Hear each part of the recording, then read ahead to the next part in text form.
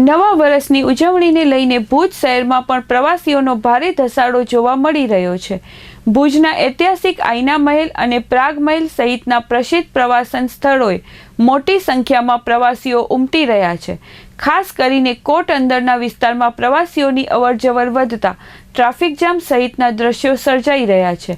વહેલી સવારથી જ પ્રવાસીઓ ભુજના વિવિધ સ્થળોએ પહોંચતા જોવા મળી રહ્યા છે। સ્મૃતિવન, વંદે માતરમ મેમોરિયલ સહિતના નવા અને લોકપ્રિય પ્રવાસન કેન્દ્રોમાં ભારે ભીડ ઉમટી રહી છે। સ્મૃતિવનમાં દેશભરના પ્રવાસીઓ કચ્છના ઇતિહાસ અને સંસ્કૃતિને નજીકથી જાણવાની તક મેળવી રહ્યા છે। પ્રવાસીઓની વધતી સંખ્યાના કારણે ભુજની હોટલોમાં પણ બુકિંગ ફૂલ થઈ ગયું છે। હોટલો, ગેસ્ટ હાઉસ અને હોમસ્ટેમાં રૂમ મળવા મુશ્કેલ બન્યા છે।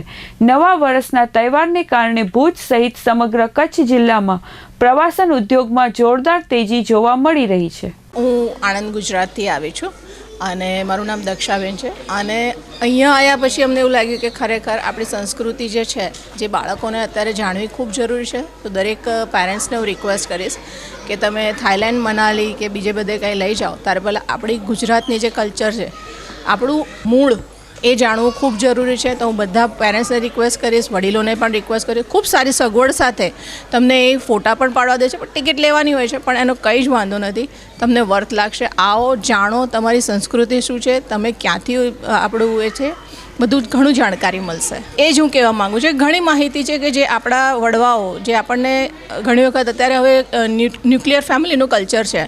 પહેલાં આપણે દાદા દાદી સાથે રહેતા તો ઓટોમેટિકલી જ્યારે માતા પિતા અર્થોપાર્જન એટલે કે જે પૈસા કમાવા માટે બહાર જતા ત્યારે દાદા દાદી પાસેથી એમને પૂરું જ્ઞાન મળતું।